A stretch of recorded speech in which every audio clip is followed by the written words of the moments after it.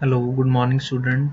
I am Gagandeep from Lapur Khalsa College of Engineering, Assistant Professor in Department of Civil Engineering. So student, today we start a new topic that is a subtopic of a shallow foundation because the in the last class we are covering the all related to problems of well foundation and complete the well foundation pile foundation. So this topic is only pending in our syllabus, that is stress distribution in soil. This topic is related to the shallow foundation. So in this topic I'm explaining what is the stress distribution and how to calculate the stress in soil due to the self weight, as well as stress in soil due to the surface load. Okay, so in this, and also stress in due to surface load. So basically you know that the stress due to the self weight. So basically the vertical stress as an element, this is element A, and the vertical stress due to the vertical stress the only having due to the ground surface, this is ground surface. This is the unit weight of the soil. Unit weight of the soil, simply you say that the unit weight of the soil, that is, and depth z. So sigma depth z at this stress up to this a point is unit weight of the soil at a depth z. One thing is also note that the stress is increment is rapidly increases, we move goes to the down node. So basically this is a variation of the stresses with the depth. So this topic we are covering in their uh, previous topics, but I'm revise the what is stress distribution in self weight. So then we design for this stress distribution in the surface load.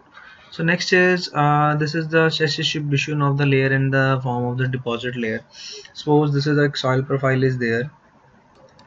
So basically in this soil profile, um, there are the three types of soil is there at a soil 1 at a z1 depth, soil 2 z2 depth, soil 3 z3 depth, and according to that there is the different unit weight. So why we call as that there is a different unit weight? Because the property of the soil is changing, water ratio of the soil is changing, porosity of the soil is changing. So the property of the soil is changing. So the gamma 1 is the unit weight of the soil, and the gamma weight of unit weight of soil at a depth of z1, and unit weight of the soil gamma 2, that means the property of the soil is changing. So that z2 from the top, and gamma 3's unit weight of the soil is different. So according to that we draw this diagram, and uh, I'm explain more. So okay,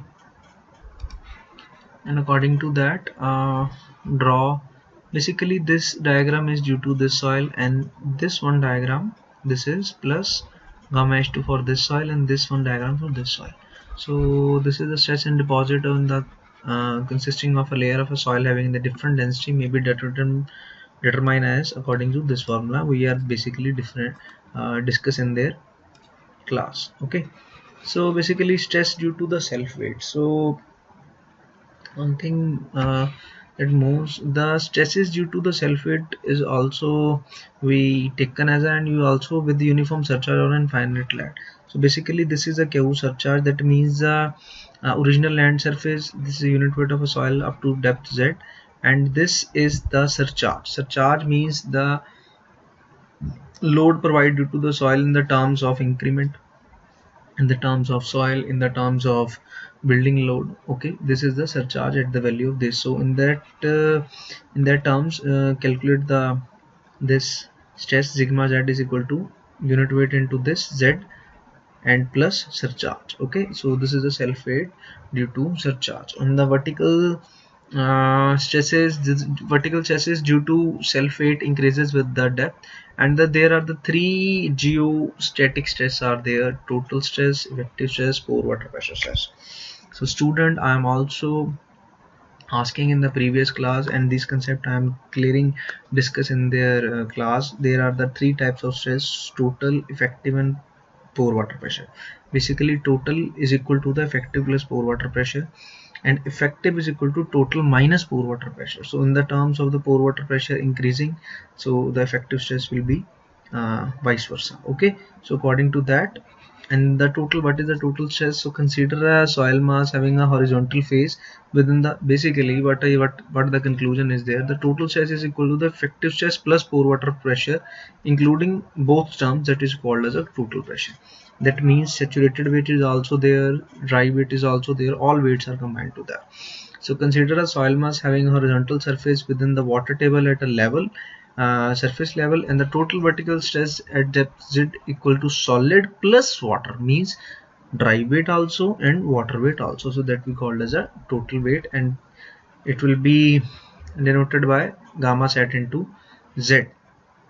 Next one is the pore water pressure. So what is a pore water pressure? If the pores of simple, in the empty, in the simple layman language, the empty air pores is filled with water, so that pressure is called as a pore water pressure, and the pore water pressure is denoted by mu, that is gamma w. So why multiply into the dash z?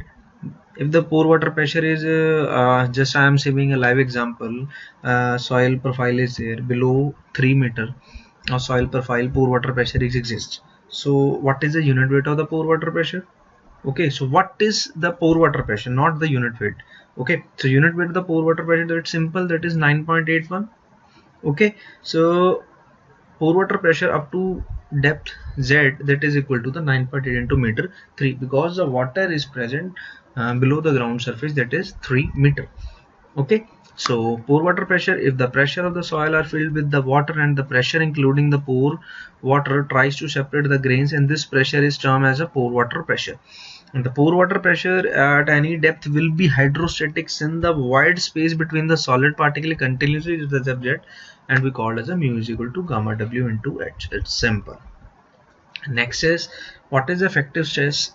Suppose I'm giving the live example also in this effective stress. Suppose the soil grains are touch with their particles. If the pore water pressure is increases, that means the grain to grain content is discontinue because the pore water pressure is increasing.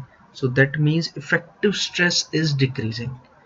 If the effective stress is increasing, that means pore water pressure is increasing. So by this equation, sigma z is the effective stress, and this is total, this is mu.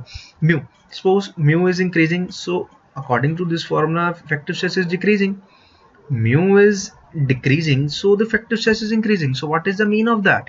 So simple, the meaning is that only if the pore water pressure means soil के अंदर पानी बढ़ रहा है, so mu, that is water, so water content is increasing.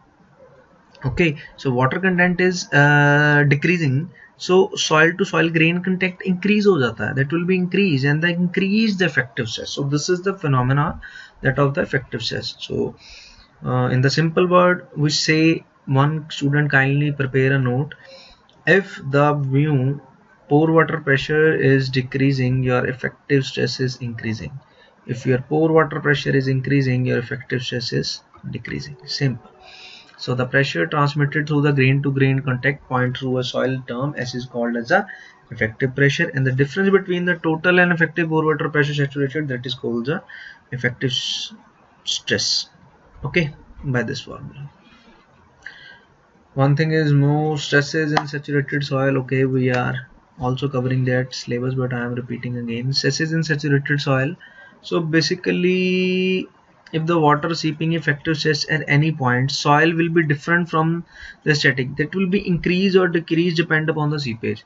In the increasing effect of the pressure for the flow of the pore, that is called a seeper pressure. So simple, but is a, in the simple word, the pressure increasing, the effective pressure is increasing due to the flow of water in the pores of solid, that is known as a seepage pressure. So basically effective stress is increasing due to the flow of the water and the pores, that will be the increase of their seepage pressure. Basically you know that the what is the seepage force, seepage pressure is there, the water is seep into their soil. Okay, so this is a example. This is a good example in that. So this is a grain to grain contact, and the empty pore that will be filled with the water, that is called as a pore water, and this is a hydrostatic pressure is there because the water table is there. So this solid particle is there. So this is the stresses in saturated without seepage. So this is the one condition we not go through in the proper detail. So this is because this is a part we are basically covering this part. Okay, so stresses in saturated soil without seepage, because in that there is no seepage is there, because in that the grain content is proper there. Okay, so the contact is proper there, so in that condition the seepage is not there. Okay, so also according to formulate this formula, stress is due to self-weight. So at there are the different level is there, level A, B, C. Level A measured by this pipe, level B measured by this pipe, level C measured by this pipe. According to that, calculate the total pressure at point A, pore water pressure point B, effective pressure at point C. If the total pressure is equal to gamma WH1, because there is a no any kind of soil is present in the height of H1, and the pore water pressure is that is gamma W into H1, because there is a no any kind of soil is there, because pore water pressure that's only deal with their water. On the total stress that deal with the soil, saturated soil, dry soil, bulk soil, etc, etc. Okay, but at the B there is a at B the total height gamma W into H1, and next is gamma W gamma sat into H2. So this is a H2 having a different type of soil properties in their void ratio is there, saturation is there, and according to that write this value and pore water pressure and effective stress, that simple minus total minus pore water pressure, that is a net effective stress. So this is the simple concept you can apply in each and every problem related to the stress distribution of soil due to the self weight. Okay, and you easily calculate the effective stress, total stress, pore water stress.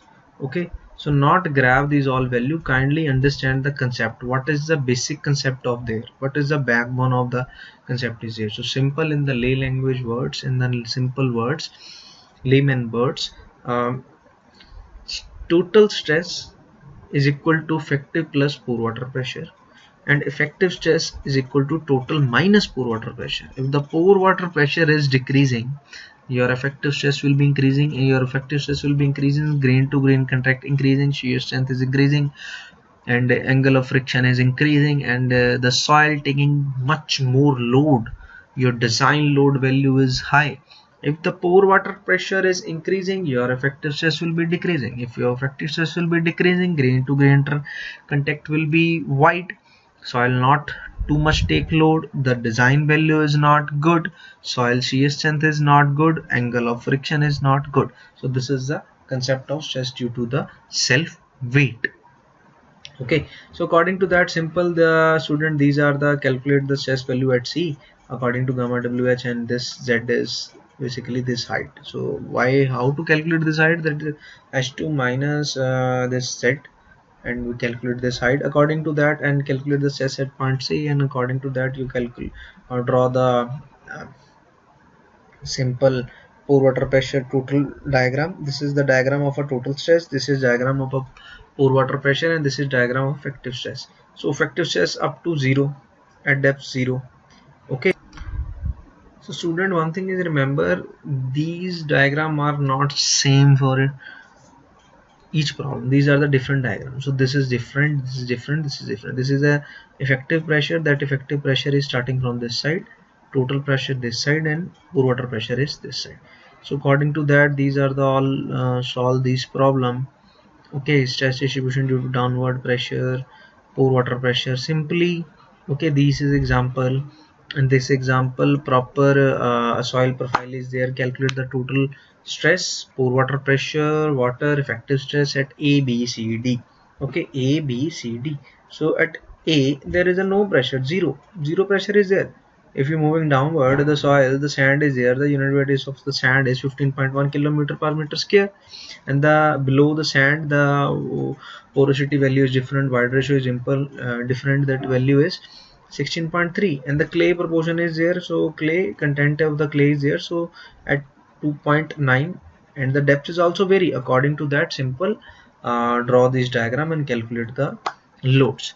So student, this is the briefly I am giving the proper briefly introduction of the stresses due to the self weight. So now in a shallow foundation, next topic is stresses due to surface load. So this topic, first of all, you go through the all examples and solve this question, and match the answer according to this question. In the next class, in the next coming class, we are discuss about the stresses due to surface load, and we are discuss about the what is this is stresses due to load, vertical soil stresses, okay, concentrated load, and this is what is influence chart, vertical stresses is there, and the some example is there, vertical load, and we discuss the all things in the next class. Thank you, students.